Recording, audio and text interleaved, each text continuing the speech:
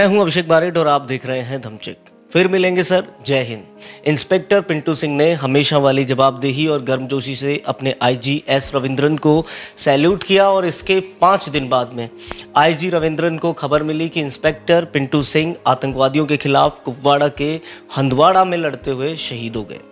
IG Ravindran कहते हैं कि इंस्पेक्टर पिंटू सिंह के वो आखिरी शब्द मुझे कचोटते हैं।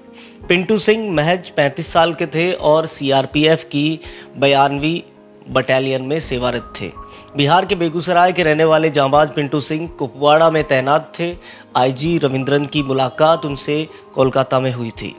15 कश्मीरी किशोरों के साथ में उनके एस्कॉर्ट में एक कार्यक्रम के अंतर्गत वो सीआरपीएफ की तरफ से जो कार्यक्रम आयोजित किया गया था उसमें वो पहुंचे थे। पिंटू सिंह बेहद विनम्र और संजीदा व्यक्ति थे और उनकी यही खासियत थी कि वो मुश्किल हालातों में भी आम लोगों से हृदय से जुड़ जाते थे। पिंटू सिंह की परफॉर्मेंस की वजह से ही उन्हें इस महत्वपूर्ण मिशन के लिए उनके सीनियर्स ने चुना था। शांति बहाली के अपने विनम्र प्रयासों के लिए ये अवसर छिंदवाड़ा के युवाओं में बेहद चर्चित था। जिस शहादत पर जहां देश के हर व्यक्ति को गर्व है, तो नेताओं पर शर्म और लानत के अलावा कोई शब्द आपके पास नहीं बचेगा जब हम आपको ये बताएंगे कि पिंटू सिंह ने 1 मार्च को स्वेच्छा से उस घर में जाने की पहल की जहां से आतंकी फायरिंग कर रहे थे। गोलियां चलनी बंद हो चुकी थी और पिंटू सिंह के साथियों ने सोचा कि सारे आतंकवादी मारे जा चुके हैं। एक सीनियर इंस्पेक्टर होने की हैसियत से उन्होंने अपने अधिकारियों से उस घर में जाकर चेक करने की इजाज़त ली जिसमें कि आतंकी छुपे थे।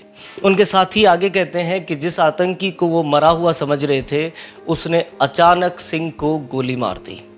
बेगूसराय के ध्यानचक्की गांव के रहने वाले सिंह को उनकी 4 साल की बेटी पीहू ने मुखाग्री दी।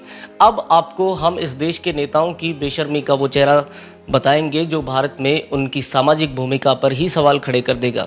रविवार को 8:15 पर उनका पार्थिव शरीर पटना एयरपोर्ट पर पहुंचा, लेकिन सत्ताधारी दल का कोई भी नेता पिंटू सिंह के पार्थिव शरीर को लेने और उनके पार्थिव शरीर पर फूल चढ़ाने के लिए भी नहीं पहुंचा। मुख्यमंत्री से लेकर मंत्री विधायक सबको एक और जरूरी काम था।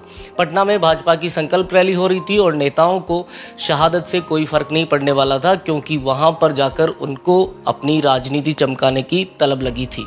आप इस घटना को किसी भी दल से जोड़कर न देखें, बल्कि इसमें भी मानवीय मूल्यों की असंवेदनशीलता पर आप नज़र डालें, ताकि नई रीति और नई नीति का जो भारत हमें दिखाया जाता है उसमें देश के प्रति अपना फ़र्ज निभाने वालों को बड़े जलसों की आड़ में मामूली समझने की भूल हमसे ना हो जाए।